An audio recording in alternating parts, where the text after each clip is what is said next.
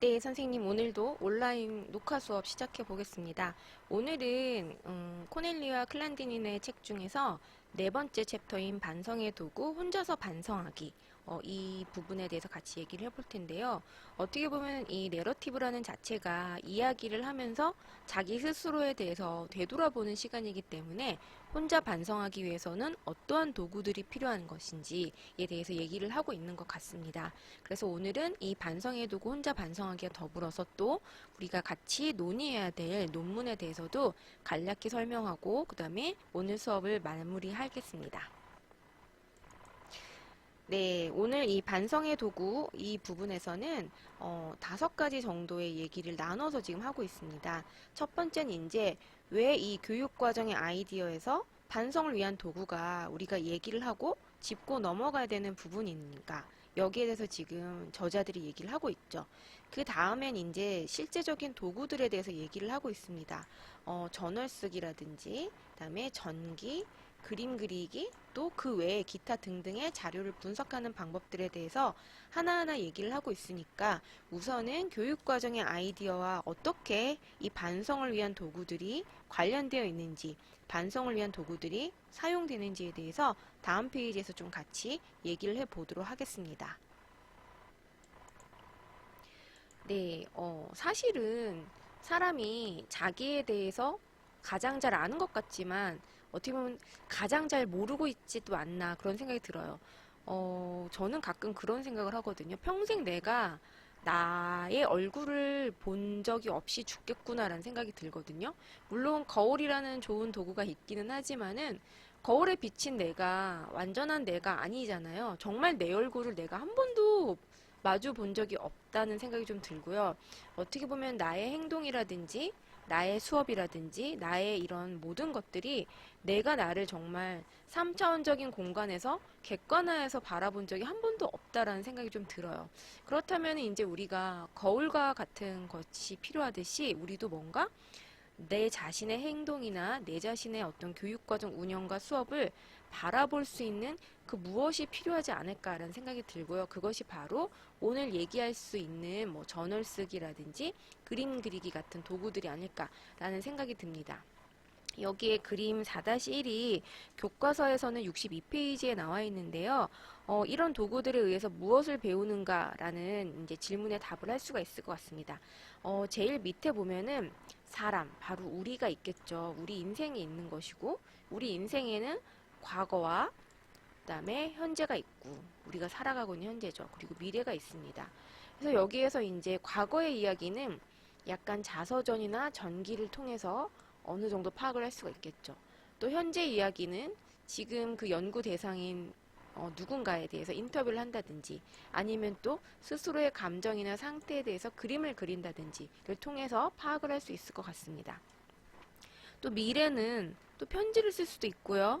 또 전어를 쓸 수도 있고 또 참여 관찰, 어떤 교사가 어떻게 교육과정을 운영하고 실행하는지를 참여 관찰, 교실 수업을 보는 것이라든지 아니면은 그 교사가 전문적 학습 공동체에서 어떤 얘기를 하고 어떤 역할을 하는지 보는 것들, 이런 것들을 통해서 이제 그의 미래의 방향성을 좀 찾아볼 수 있는 그런 도구로서 활용을 할 수도 있을 것 같습니다. 여기에 보시면 이제 자서전이나 전기에 이제 이야기하기라는 부분이 있고요. 그 다음에 또 전기적 내러티브 이런 부분이 있고 이런 부분을 다 통합을 해서 우리가 내러티브다. 내러티브 연구다, 탐구다라고 얘기를 할 수 있을 것 같습니다. 그래서 사실은 이 뭐 많은 책들에서 활용은 하지만 이런 그림 같은 것들이 한눈에 이 챕터에서 무엇을 얘기하고자 하는지를 좀 파악할 수 있는 단서가 되잖아요. 이제 선생님들도 이미 석사 논문을 한번 써보셨지만 박사 논문을 쓰시면서도 이런 어떤 그림이라든지 도식 같은 것들을 잘 활용을 해보셔야 되는데 이런 그림이나 도식을 그릴 때 항상 조심해야 될 부분이 뭐냐면은 굉장히 이론적인 백그라운드가 탄탄하게 깔려 있어야 된다. 내 맘대로 이럴 것이다 라고 어썸션을 가지고 하면 안 되고 이론적인 백그라운드가 굉장히 그라운드가 정말로 그라운디드 되어 있을 때 이런 그림이 가능하다. 또 이 어떤 저자들도 사실은 이러한 그림 하나를 그리기 위해서 굉장히 많은 백업을 하고 있거든요. 그래서 그런 부분들을 좀 유의해 가면서 이런 그림들을 통해서 선생님들의 아이디어를 한눈에 독자들이 파악할 수 있게 그려보는 것도 굉장히 나중에 도움이 될 것 같습니다. 네, 이제 저널 쓰기라는 도구에 대해서 좀 같이 얘기를 해볼게요. 교과서 63페이지부터 64페이지까지 이 유치원 교사인 스튜어트의 저널이 일기죠. 사실은 일기가 나와 있습니다.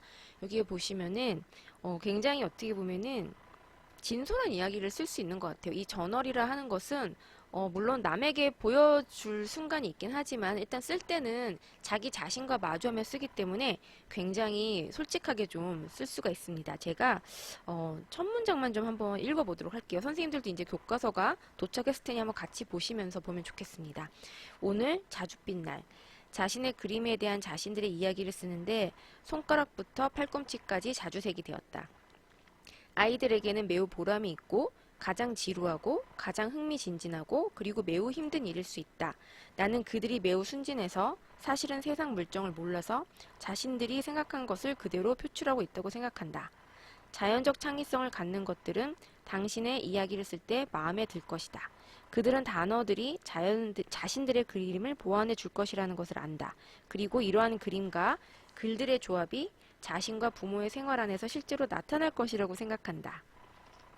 그리고 그들은 당신의 그림이 어느 부분도 놓치지 않게 하려고 그림을 집으로 가져가기를 원한다. 제가 원래 한 문장만 읽겠다고 했는데 63페이지는 내용을 다 읽어버렸습니다. 굉장히 재미있기 때문에 그렇게 된 것 같은데요. 이러한 부분들을 통해서 자신이 매일매일 행하는 행위를 어떻게 보면 약간 거울과 같이 3차원적인 공간에서 좀 바라볼 수 있는 것 같은 느낌이 약간 들죠. 그리고 또 개인적 지식에 대해서 통찰을 하기도 합니다.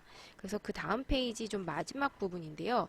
나는 아이들의 그림에 대해 잘 모르지만 내가 생각하기에 어떤 내용을 갖는 그림을 그리기 이전에 넘어야 할 단계라고 생각하여 이에 대하여 많은 시간을 할애하였다. 자기가 왜 그런 행위를 보였는지에 대해서 자기 스스로 설명을 하고 있는 거예요.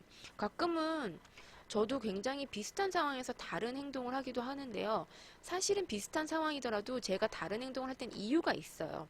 그런데 그 이유에 대해서 깊이 생각해 보지 않고 넘어가면은 그냥 그 행동은 흘러가 버리는 것이겠죠. 하지만 제가 그 행동에 대해서 반성과 성찰을 한다면은 그 다음부터 그 상황에 대처할 수 있는 좀 더 나은 행동이라는 솔루션을 만들 수 있을 것 같다는 좀 생각이 들거든요. 그런 의미에서 저널 쓰기가 굉장히 역할을 하는 것이 아닐까라는 생각이 듭니다. 네, 이제 저자가 64페이지 아랫부분부터 또 필리스라는 선생님의 저널을 또 소개를 하고 있습니다. 이 저널의 부분에서는 학생의 경우와 나의 경우를 어떻게 보면 약간 대조하면서 그 유사점을 찾으면서 학생을 이해해가는 과정을 말을 하고 있어요. 학생이 그 64페이지 아랫부분에 보시면은 하나, 둘, 셋, 넷, 다섯 번째 줄에 난 그걸 아는데요. 뭐라고 표현이 안 돼요. 라고 말을 하고 있는 거예요. 근데 이 학생만 그런 게 아니다. 나도 그렇다. 여기 이제 나의 이야기가 있습니다. 정말로 그럴까? 왜 안 되는 것일까? 저 얼마나 자주 나는 가르칠 때 유사한 곤란한 상황에 처하게 되는 것일까? 직관적으로 알고 있음에도 내가 말하려고 하는 교육학적인 측면을 정확한 용어로 표현하지 못하고 왜 그것을 말로 나타낼 수 없는 것인가? 라고 해서 어떻게 보면 이 학생의 입장과 나의 입장이 시간차를 두고 굉장히 교차가 되면서 학생을 이해하는 하나의 단초가 됨을 알 수가 있습니다. 다음 페이지로 한번 넘어가 볼게요. 자, 이제 이 저자들이 굉장히 친절하게도 그 각 도구마다 어떻게 사용을 해야 될지에 대해서 좀 제시를 하고 있는데요. 어쨌건 이 책이 쓰여진 지 굉장히 좀 시간이 흘렀기 때문에 여기에 사실은 저는 공책이라는 단어가 굉장히 오랜만에 듣는 단어였어요. 뭐 노트라는 말을 요즘 하도 많이 쓰기도 해서 그렇고 저는 국민학교 출신인데요. 국민학교 다닐 때 이제 공책을 많이 썼고 또 그 공책의 필기를 얼마나 잘 하느냐에 따라서 선생님의 칭찬을 듣기도 하고 뭐 참 잘했어요 도장을 받기도 했기 때문에 굉장히 신경을 많이 썼던 기억이 납니다. 근데 이제 선생님들이 이 저널을 쓸 때 공책을 사용해라 라고 이 저자들이 얘기를 하고 있는데 이것은 이제 어떻게 보면 약간은 4차 산업혁명 이전의 이야기가 아닐까라는 생각이 조금 들거든요. 그래서 제가 여기 킵이라고 해놨어요. 킵. 킵이 뭘까요? 제가 선생님들한테 좀 킵이라는 앱을 좀 소개해 드리고자 합니다. 한번 킵을 제가 열어볼게요. 네, 제가 지금 이 킵 페이지로 지금 들어왔습니다. 킵 같은 경우는 여기 보시면은 이 keep.google.com 여기가 이제 그 URL 주소입니다. 그래서 여기로 이렇게 들어와 보시면 되고요. 저는 사실 좀 오랫동안 사용을 해왔기 때문에 이쪽에 왼쪽에 보시면 굉장히 많은 라벨들이 있습니다. 그래서 뭐 제가 하는 연구라든지 그다음에 아니면 제가 했던 강의라든지 이런 부분들이 있는데 사실은 이제 좀 최근에는 몇 달간 좀 쓰질 않았고요. 그래서 이제 2022년이라든지 아니면 2021년에 자료들이 좀 많은 편입니다. 그래서 이제 좀 한번 하나씩 좀 보시면요. 키위에서 이제 새로운 노트를 좀 만들려고 하면 여기 노트 만들기에서 이렇게 글을 쓸 수가 있습니다. 제가 한번 글을 아무거나 한번 써볼게요. 네. 네, 이런 식으로 해서 제가 만약에 수업 중에 여러분들과 함께 뭐 여러 가지 얘기를 한다거나 할 때 여기에 좀 메모를 좀 할 수가 있죠. 그리고 이 메모가 항상 굉장히 뭐라고 할까요? 여기에 인터넷으로도 볼 수 있고 또 스마트폰으로도 볼 수 있기 때문에 언제 어디서나 아이디어를 좀 체크해 놓을 때 굉장히 유용한 앱이다라고 좀 할 수가 있겠습니다. 그리고 이제 여기에 보시면 제가 이게 바로 라벨링이에요. 라벨링. 그래서 이 라벨링을 통해서 에이펙에 관련된 메모들을 한꺼번에 보고 싶다라고 한다면은 제가 에이펙을 누르는 순간에 에이펙과 관련된 굉장히 많은 자료들이 여기 뜨는 것을 알 수가 있습니다. 그래서 이런 식으로 좀 정리를 하고요. 또 한 가지 이제 굉장히 좀 좋은 면이 뭐냐면은 이, 이 앱을 통해서 사실은 이렇게 논문을 정리를 할 수가 있다라는 점이에요. 논문의 주요 요점 같은 부분들. 그래서 선생님들도 뭐 듣는 과목마다 혹은 준비하는 논문마다 이런 어떤 문헌 분석을 하게 될 때 여기저기 산발적으로 하게 되면은 내가 그거 문헌 분석 요약해둔 거 어디 갔지? 좀 이렇게 되는 때가 있어요. 사람이 살다 보면. 그럴 때 이렇게 구글 킵을 만들어 놓고 여기 이 왼쪽에 라벨을 딱 만들어 두면은 나중에 잊지 않고 이런 메모들을 다 찾아서 한꺼번에 비교해 가면서 볼 수 있는 그런 과정이 될 수 있다고 볼 수가 있겠습니다. 자, 이제 PPT 화면으로 다시 돌아가서 설명 이어가도록 하겠습니다. 자, 이제 제가 도구에 대해서 말씀을 드렸고요. 그다음에 이제 무엇을 쓸 것인가 하는 문제가 있는데 everything이다. 모든 것들을 기록할 수 있는 걸 기록해라. 너의 느낌, 뭐 교실의 세팅이라든지 동료 교사의 조언이라든지 이런 것들을 다 쓸 수 있는 만큼 써두면은 나중에 굉장히 방대한 데이터를 모을 수가 있어요. 방대한 데이터를 모을 수 있다는 것은 사실은 좋은 면과 나쁜 면이 다 있습니다. 방대한 데이터는 굉장히 유용하지만 또 정리하는데 그만큼의 노력과 시간이 들기도 하지만 그럼에도 불구하고 당연히 다 모아두는 것을 조금 더 현실에 접근하고 문제를 내밀하게 바라보기 위해서는 되도록 풍부하고 풍성한 데이터를 모아둬야 된다라는 점을 말씀을 드릴 수가 있습니다. 얼마나 자주 써야 되는가? 정기적으로. 정기적으로 쓰는 것도 좋고 뭔가 떠오를 때마다 쓰는 것도 좋을 것 같습니다. 다시 읽어야 하는가? 그렇습니다. 그래서 그 안에서 패턴이나 아이디어, 어떤 교수자의 교육 과정을 대하는 자세라든지 믿음이라든지 지속적으로 위에서 내려오는 거거든요. 이런 말을 하는 경우도 있고 위에서 내려왔기 때문에 근데 막상 그 위가 어디냐라고 물어보면은 어딘지 잘 모르는 경우가 꽤 많죠. 또 이론적인 메모, 어떤 띠어리에 부합하는 얘기들, 그 다음에 또 순환되어 보이는 실이나 주제 같은 것들. 역시 이 앞부분하고 세 번째 부분이 많이 일치한다라고 볼 수가 있습니다. 그래서 시간, 교사가 얼마나 학생들을 통제하는지, 책임감에 대해 얼마나 자주 언급하는지, 학생을 어떻게 바라보고 있는지. 사실은 이러한 어떤 저널을 써보면은 본인이 학생을 바라보는 관점이 굉장히 어느 정도의 패턴이 있고 또 시간에 따라 변하기도 하고 생각보다 완고하게 변하지 않기도 하고 이런 부분들이 보입니다. 그리고 또 제가 여기서 써놨습니다. 교육 정책에 대한 태도나 믿음. 사실은 많은 선생님들이 교육부의 교육 정책에 대해서 좋은 감정을 가지고 있지는 않으신 것 같아요. 그런 부분들이 어떻게 그들의 교육 과정의 적용과 이해에 영향을 미치는가 이런 부분들을 이런 내러티브 연구를 통해서도 잘 진단할 수 있을 것 같습니다. 네, 이제 두 번째 도구인 전기로 좀 넘어가 볼게요. 전기는 뭐 자신의 이야기일 수도 있고 또 타인의 이야기를 받아서 연구를 할 수도 있는데 우선 교과서 67페이지부터 보시면은 로라라는 교사의 자서전에 대해서 우리가 볼 수가 있습니다. 그래서 이분이 지금 고등학교 졸업부터 시작을 해서 자신의 어린 시절은 어떠했는지 또 자기가 교직을 하면서 어떻게 어떠한 어려운 일을 겪었는지 이런 얘기들을 하고 있어요. 또 여기 되게 흥미로웠던 게 이분이 계속 교사만 하신 게 아니에요. 다른 직업을 갖다가 또 다시 교직으로 돌아오기도 하는데 우리나라 같으면 사실 이런 일이 잘 있지 않잖아요. 근데 이제 미국 같은 경우나 아니면 여기 이제 이 로라가 있었던 곳인 토론토, 캐나다겠죠? 그런 경우는 이 교직 말고 다른 직종을 하다가 다시 돌아오는 사람들이 꽤 있는 모양이에요.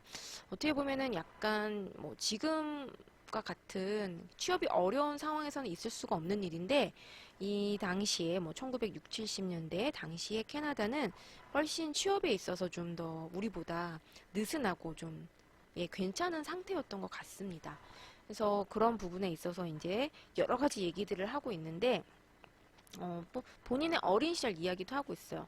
사실은 교대에 들어오는 학생들도 만나보면은 그 어린 시절에 어떤 교사를 만났느냐에 따라서 굉장히 이 교대 진학을 결심하게 되는 계기가 되는 편이거든요. 그 학생이 만약에 나중에 교사가 된 다음에 자기의 어린 시절에 대해서 전기를 써보라고 한다면 분명히 그 제 석사 수업에 계신 그 선생님에 대해 쓰겠죠. 그래서 그런 부분들이 굉장히 이 교사의 교육과정 운영이라든지 학급 운영에 영향을 무의식적으로도 아마 미치고 있을 거예요. 선생님들도 지금 선생님들의 이런 거에 대해서 별로 생각을 많이 못 해보셨기 때문에 그럴까 싶기도 하지만은 사실 영향을 미치는 부분이 분명히 있지 않을까라는 생각이 듭니다.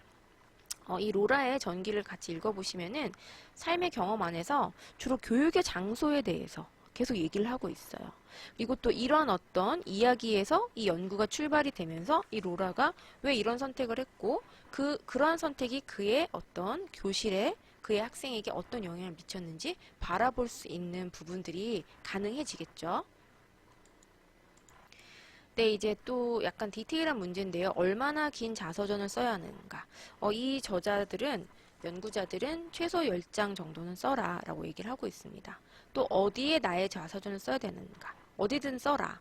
그리고 저는 사실은 선생님들 이제 구글 독스에 대해서 약간은 아직은 조금 벽을 느끼고 계신 것 같은데 저도 처음엔 그랬어요. 근데 구글 독스 역시 언제 어디서나 볼 수 있고 또 핸드폰 앱에서도 확인하고 편집이 간단하게 가능하기 때문에 저는 구글 독스를 많이 선호합니다. 한글 파일은 저장해둔 컴퓨터에서 계속 봐야 되는 좀 불편함이 있고 또 뭐 선생님들이 드랍박스를 쓰실 수도 있지만은 USB로 옮기는 것도 또 그 옮긴 버전이 뭐 내가 조금 고친 버전인지 많이 고친 버전인지 사실 여러 가지 어려움이 있더라고요. 선생님들이 편하신 대로 쓰시면 될 것 같습니다. 다 썼을 때 무엇을 해야 되는가? 역시나 주제를 찾는 거죠. 그리고 그 주제들이 사실은 이 내러티브 연구의 논문에서 소제목들이 될 만한 내용들입니다. 뭐 학생에 대해 삐딱하게 바라보고 있던 나라든지 뭐 열심히 하려고 했지만 좌절한 나라든지 이런 것들이 이제 이 패턴이 되고 또 논문에 있어서 하위 제목들이 될 수가 있다라는 점입니다. 다음으로 넘어가 보겠습니다. 네, 이제 세 번째 도구인 그림 그리기인데요. 사실 저는 그림 그리기에 대해서는 약간은 좀 회의적인 생각을 개인적으로 가지고 있어요. 근데 물론 그림은 굉장히 중요한 많은 것들을 얘기를 해줍니다. 그래서 저는 사실은 이러한 어떤 교사가 그림보다는 학생들이 과학 수업을 하면서 그렸던 그림들이 기억이 나는데 생태계를 어떻게 이해하는지 수업을 듣고 그려보라고 하면은 기생천외한 그림들이 예, 초등학생 수업이었죠. 많이 나오더라고요. 근데 이제 교사 같은 경우도 반성적 도구로서 그림 그리기를 활용할 수 있다라는 점입니다. 마음속에 떠오른 특별한 용어나 아이디어. 아까 이제 선생님들께 보여드렸던 그 부분들이 있잖아요. 그 그림 4.1이었나요? 네. 요 부분이었죠. 요런 부분을 이제 선생님들이 마음속에 떠오르는 것들을 이렇게 도식화해서 그릴 수도 있을 것 같습니다. 그러면은 어떻게 그림 그리기 과정에 몰두하는가에 대해서는 감정이 드러날 수 있도록, 감정이 그림과 함께 가도록, 그림을 기록해야 되는가. 역시 노트를 말을 하고 있는데요. 이 역자들이 왜 아픈 공책이라고 뒤는 노트라고 했는지 모르겠습니다. 그리고 저 같은 경우 이제 제가 덧붙인 거예요. 다양한 디바이스나 앱을 활용한다. 요즘 갤럭시 탭 같은 경우도 굉장히 필기감이 좋다라고 주변에서 말씀을 하시더라고요. 저는 아이패드를 쓰고 있어서 모르겠는데 선생님들도 아마 디바이스가 있으신다면은 뭐 사실은 뭐 굳이 탭까지 안 가더라도 갤럭시 노트도 요즘 굉장히 기능이 좋기 때문에 이런 부분들이 다 선생님들이 그때그때 감정이 있을 때 그려 놓으시면은 놓치지 않고 나중에 데이터가 되지 않을까라는 생각이 듭니다. 네, 이제 자료 분석을 어떻게 해야 하는지에 대해서 좀 얘기를 해야 할 것 같은데요. 이 도구 외에도 그 도구가 탄생하기 위한 상황을 설명하는 많은 자료들이 있습니다. 예를 들면 여기에서는 학교의 뉴스레터라고도 하고요. 또 그다음에 선생님들이 뭐 학교 교육 과정이나 교실 교육 과정, 또 수업 계획안이라든지 시간표 같은 것들이 다 거기에 포함이 될 수 있을 것 같습니다. 또 다음 페이지에 제가 조금 넣어놓게 된데 선생님들 알림장을 많이 쓰시잖아요. 그런 알림장 자체도 굉장히 선생님들이 그때그때 왜 그런 판단을 했는지, 왜 그런 과제를 내주는지를 설명하는 좋은 자료가 되지 않을까라는 생각이 듭니다. 그리고 이제 선생님들이 메모를 하실 부분은 무엇이 성공적이었는지 혹은 그렇지 않았는지, 시간이 지나면서 무엇이 변했는지, 무엇이 불분명했는데 지금은 분명해졌는지, 이런 부분들을 체크를 하실 수 있을 것 같습니다. 여기 71페이지, 교과서 71페이지에서 72페이지에 걸쳐서 로리의 메모가 있습니다. 그리고 그런 메모가 사실은 내가 왜 그랬지 하고 지나칠 수 있는 것들을 그대로 남겨놓고 기억할 수 있게 하는 굉장히 좋은 도구죠. 그래서 뭐 기억이 기록을 이기지 못한다, 이런 말도 있잖아요. 자, 그래서 여기에 뭐라고 되어 있냐면은 내가 경험이 없었을 때 나는 매우 성공적인 활동을 했지만 왜 그것이 그렇게 잘 되는지 알지 못했다. 지금 나는 확실히 왜 어떤 부분은 약하고 어떤 부분은 강하고 좋은지 보다 명료하게 할 수 있다. 알 수 있다. 이렇게 얘기를 하고 있습니다. 그래서 이런 부분들이 어떻게 보면은 약한 부분을 조금 더 보완해 나가고 강한 부분을 계속 지속해 나갈 수 있는 그런 어떤 힘이 되고 원동력이 되겠죠. 그래서 기록하지 않았다면 체계적으로 알 수 없다. 예, 그런 부분들이 바로 이 자료를 분석하고 기록을 하는 중요한 이유일 것입니다. 다음 페이지로 넘어가 볼게요. 네, 그렇다면 어떤 자료를 사용할 수 있는가? 뭐 코र्스 계획이나 또 제가 아까 말씀드렸듯이 알림장 같은 부분들이 있겠죠. 그리고 어떤 다른 반성적 도구가 자료 분석에 함께 적절하게 사용할 수 있는가? 여기서 이제 저자들이 제시하는 것은 참여 관찰입니다. 예. 그래서 이 참여 관찰을 통해서 교사가 기록한 것과 교사가 실제로 행해왔던 것들을 비교해 볼 수 있고 어떤 것이 좀 더 진실에 근접할 것인가에 대해서 판단을 할 수가 있습니다. 사실은 기록한 것과 실제 행동이 항상 매치가 될까요? 그렇지 않을 것 같다는 생각이 좀 들거든요. 예, 그런 부분들을 보완해주고 메꿔줄 수 있는 게 바로 참여 관찰이다라고 할 수 있겠습니다. 또 각종 자료들을 어떻게 사용할 것인가, 이런 부분들도 한번 생각을 해보시면 좋을 것 같습니다. 아마도 그 교사의 행동이나 이야기를 조금 더 진실에 근접할 수 있도록 할 수 있는 게 바로 이 자료들의 역할일 것입니다. 다음 페이지로 이제 넘어가면서 우리가 이제부터 어떤 논문에 대해 얘기를 할 것인지에 대해 간략히 설명을 드리고 온라인 수업을 마치도록 하겠습니다. 네, 선생님.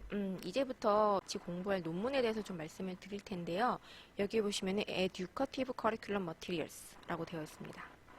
교육적인 교육과정 문서들이다, 자료들이다 라는 얘기인데요. 이 교육과정 자료가 그냥 교육과정 자료가 아니라 교사의 학습을 증진할 수 있는 교육과정 자료들이다. 사실 이런 방식의 접근은 좀 우리나라에서는 안 하는 편입니다. 이 교육과정 자료들은 학생들에게 뭔가 어떻게 전달될 것인가를 안내한다고 생각을 하지, 이것이 바로 교사의 학습을 증진한다, 도와준다라고 생각을 잘 하지 않는데, 이제 이런 어떤 접근법도 있다라는 걸 좀 알고 제가 또 왜 이 수업에서 이 논문을 같이 읽자라고 들고 왔는지도 다음 페이지에서 좀 설명을 드리도록 하겠습니다. 네, 그럼 이제 제가 왜 교육과정 문서에 관련된 이 논문을 들고 왔느냐에 대해서 좀 설명을 드리겠습니다.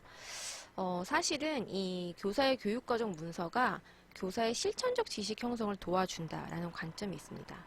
당연하겠죠. 어떻게 보면 교사들이 교원 양성기간, 즉 교대나 사대에서 배운 내용들을 가지고 교직생활 평생 동안 써먹을 수 없습니다. 계속 교육과정이 변하고 시대도 변하고 하기 때문에 자기가 교원 양성기간에서 배웠던 것들은 점점 옛날 것이 되어가는 것이죠. 뭐 저도 뭐 이미 오래전에 대학을 다녔지만은 그때 배운 내용들이 물론 뭐 변하지 않고 여전히 중요한 이론적 내용들이 없진 않습니다만, 그때 뭐 4차 산업혁명이라 말 이런 것도 나오지 않았고 이렇게 뭐 디바이스들이 발달을 해서 이런 새로운 수업 방식이 나올지도 알 수 없었습니다. 그래서 그런 부분들을 생각을 해본다면은 새로운 교육과정 문서들을 계속 업데이트하면서 그것이 학생들에게 무엇을 전달해 줘야 되는지만 체크하는 기능이 아닌 교사의 학습과 또 실천적 지식 형성을 도와주는 도구로서 작용을 할 수 있다라는 점입니다. 그래서 여기에 보시면 교사의 학습은 굉장히 프랙티스와 연관이 되어 있는데 그 프랙티스에 나갔을 때 접하는 학습 자료가 무엇이냐라고 한다면은 교육과정 자료다, 문서다라고 할 수가 있겠습니다. 이 교육과정 문서는 한 가지 텐션이 있다라고 보여지는데요.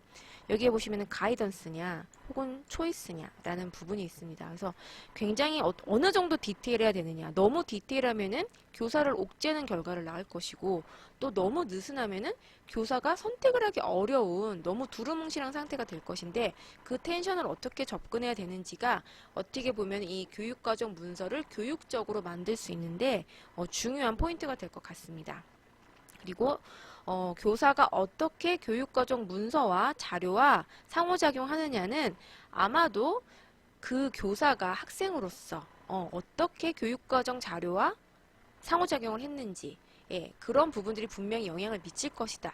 라는 어떤 가정하에 내러티브적인 가정이죠. 내러티브 탐구에서의 가정하에 이런 어떤 교육과정 문서가 얼마나 중요한지 또 선생님들도 사실은 선생님들이 교육과정 문서를 어떻게 대하고 어떻게 활용하고 있고 또 교육과정 문서가 바뀌죠. 계속 뭐 2015 개정, 뭐 2020 개정 이런 식으로 나올 텐데 그럴 때마다 선생님들이 어떻게 대처를 하는지 이것을 학습의 도구로 사용하는지 그냥 교육부에서나 교육청에서 내려온 공문처럼 생각을 하는지에 따라서 그 교육과정 문서가 선생님한테 미치는 영향이 굉장히 달라지고 그것 자체도 또 하나의 내러티브 탐구의 주제가 될 수 있을 것입니다. 그래서 이제 이 논문을 한번 같이 이 연구가 딱 내러티브에 닿진 않지만은 이 연구를 한번 같이 살펴보는 게 의미가 있겠다라고 해서 같이 공부를 해보자라고 하게 되었습니다. 네, 이제 그 교사의 학습과 교사의 지식에 대해서 얘기를 하고 있는데요. 교사의 학습은 학생의 학습보다 당연히 복잡하겠죠. 그렇지만은 많은 학생과 학부모들이 이 교사의 티칭과 그 티칭을 한 학습이 자신들이 학생일 때와 유사할 거다라고 생각해서 약간 교사들의 학습을 무시하는 경향이 있죠. 또 교사의 지식은 계속적으로 나오는 말이죠. 교사의 교육 현장과 실제에 근거하고 있다. 그렇기 때문에 이 교육과정의 문서가 굉장히 중요한 역할을 할 수밖에 없다라는 것입니다. 이제 다음 페이지로 한번 넘어가서 이 얘기를 이어나가 보도록 하겠습니다. 네, 이제 이 페이지에서는 교육적인 교육과정 자료의 디자인을 하기 위해서는 굉장히 고수준의 수준 높은 가이드라인이 필요하다. 이러한 어떤 교육과정의 특성이 수준 높은 가이드라인을 포함하고 있어야 된다라고 얘기를 하고 있습니다. 그렇다면은 수준 높은 가이드라인의 특성에 대해서 지금 5가지로 나눠서 설명을 하고 있습니다. 첫 번째 가이드라인 같은 경우는 이 교사들이 학생들이 어떤 그 수업 안에서 무엇을 생각하고 무엇을 할 수 있을지 그 학생들의 어떤 행동을, 반응을 예측할 수 있고 또 해석할 수 있도록 도와주는 교육과정 자료가 되어야 된다라고 얘기를 하고 있습니다. 쉽지 않겠죠. 두 번째 특성 같은 경우는 당연한 거죠. 어떻게 보면 교사가 그 어떤 교과에 대한 학습을 할 수 있도록 지원할 수 있어야 된다. 계속 교과의 내용이 바뀌고요.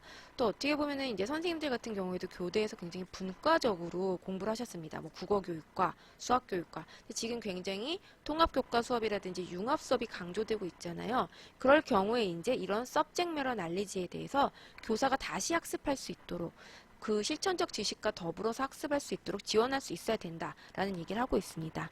세 번째 특성 같은 경우에는 교사가 그 연간 어떤 계획을 중심으로 그 연간 계획의 틀 안에서 여러 가지 단원들을 관련 지을 수 있도록 지원할 수 있고 도와줄 수 있어야 된다라는 얘기를 하고 있습니다. 사실은 이제 초임교사 같은 경우 그런 얘기들을 많이 하는데요. 하루하루의 수업을 메꿔가는 게 굉장히 힘이 들잖아요. 그렇지 않도록 연간 계획 안에서 내가 오늘 하는 수업이 이 연간 계획 안에서 어떠한 위치를 차지하고 있는지 또 내일과 모레와 다음 달과 그 다음 달의 학습과 어떻게 연결 짓고 있는지 좀 빅픽처를 볼 수 있도록 도와줄 수 있어야 된다라는 얘기 같습니다. 네 번째 특성 같은 경우에는 이 교과서 개발자, 교육과정 개발자가 왜 이러한 판단을 했는지 알 수 있도록 이 교육과정 문서가 자료가 구성이 되어야 된다는 점입니다. 선생님들 교사용 지도서나 교육과정 총론 강론 볼 때 이 부분 어떠셨나요? 네, 선생님들의 얘기가 좀 들어보고 싶습니다. 이제 세 번째 같은 경우는 여기에 보시면 교사가 어떤 교수학습적인 디자인을 할 수 있는 역량을 증진할 수 있도록 교사를 지원하고 도와주고 교사를 자극할 수 있도록 이 교육과정 문서가 구성이 되어 있어야 된다라는 점입니다. 그래서 굉장히 개인적인 리소스를 활용한다든지 또 교육과정 그 자료 안에 포함되어 있는 것들이 어떻게 작용을 할 수 있는지 굉장히 어떤 생산적인 교수학습적인 목적을 달성할 수 있도록 이 교육과정 문서가 구성이 되어야 된다라고 하는 것인데 굉장히 어떻게 보면 이 교육과정 문서를 조금은 뭐라고 할까 격상시킨 듯한 느낌도 좀 들고요. 과연 이런 교육과정 문서를 만들기 위해서는 어떠한 노력과 어느 정도의 기간이 필요할지도 좀 생각해 보게 하는 그런 대목입니다. 네, 이제 제가 조금 중간 내용을 뛰어넘어서 뒷부분에 부록 부분을 지금 살펴보고 있습니다. 부록 부분에 보시면은 이 저자들이 과학 교과에 대해서 이 발견학습법을 디자인을 할 때 어떻게 이 교육적인 교육과정 문서를 만들 수 있는지, 이 교육적인 교육과정 문서가 가지고 있는 특성들, 포함하고 있는 내용들에 대해서 얘기를 하고 있는데요.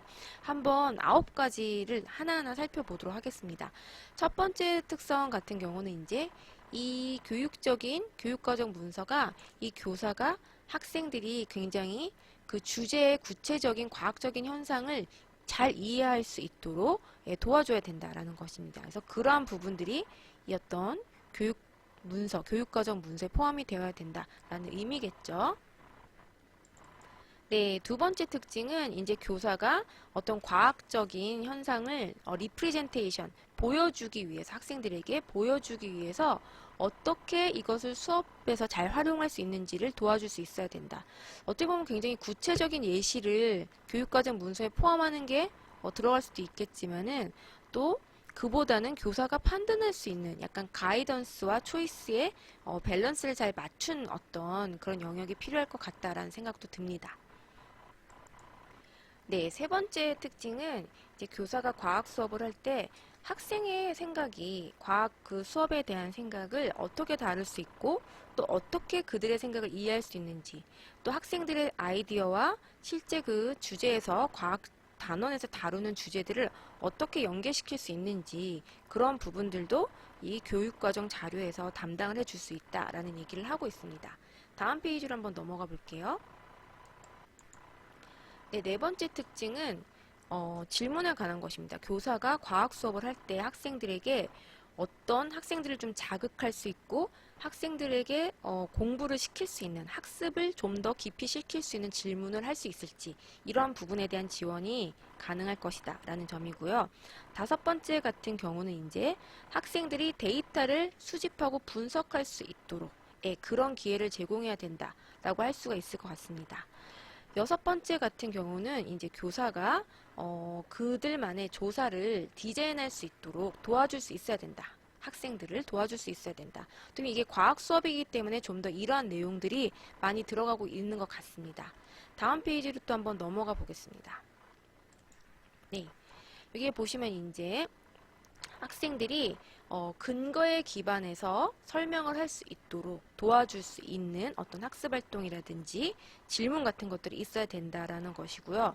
여덟 번째 특성 같은 경우는 과학적인 대화를 잘 할 수 있도록 거기 그런 어떤 부분을 도와줄 수 있도록 해야 된다라는 점이고 마지막 9가지 특성은 교사가 그 교과에 대한 지식을 개발할 수 있도록 도와줄 수 있어야 된다는 점입니다. 사실은 지식이 멈춰 있는 게 아니잖아요. 아까부터 계속적인 얘기를 하고 있지만 그런 어떤 멈춰 있지 않은 지식을 계속 업데이트할 수 있도록 교사를 도와줘야 된다라는 점을 얘기를 하고 있습니다. 네, 이제 제가 선생님들께 과제로 내어드릴 건 우리나라 교육과정에 대한 내용이기 때문에 한번 이러한 점들이 다른 국가인 싱가포르의 교육 과정이 어떻게 좀 반영되어 있는지 잠깐 좀 살펴보고 넘어가도록 하겠습니다.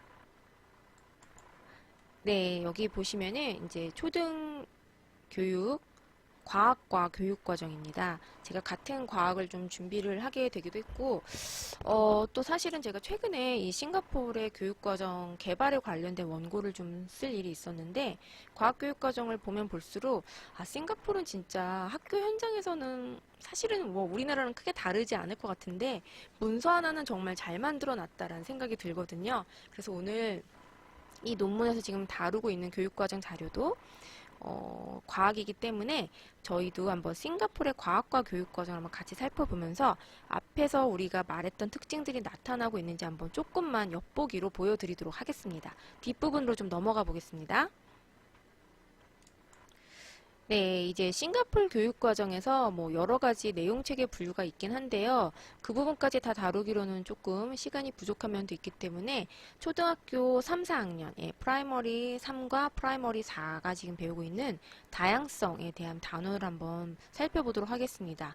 여기 보시면은 이제 이 세상에는 굉장히 다양한 생물과 무생물들이 살고 있고 또 이 인간들은, 인류는 이런 어떤 다양한 생물과 무생물들의 어떤 다양성을 잘 올거나이즈 하는 것을 목표로 삼아왔다.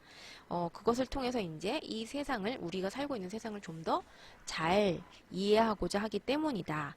그래서 여러 가지 이런 생물들을 연결하는 여러 가지 스레드들이 있고, 연결점이 있고, 또 여러 가지 요소들을 통합하는 특성들도 있다라고 얘기를 하고 있습니다. 그래서 이러한 주제를 통해서 우리가 이런 다양성을 유지하는 데 있어서 얼마나 이런 것들이 중요한지에 대해서 같이 얘기를 해보도록 하겠다라고 이제 이 단원에서 이 diversity에 대해서 얘기를 하는 단원에서의 중요성을 얘기를 하고 있습니다.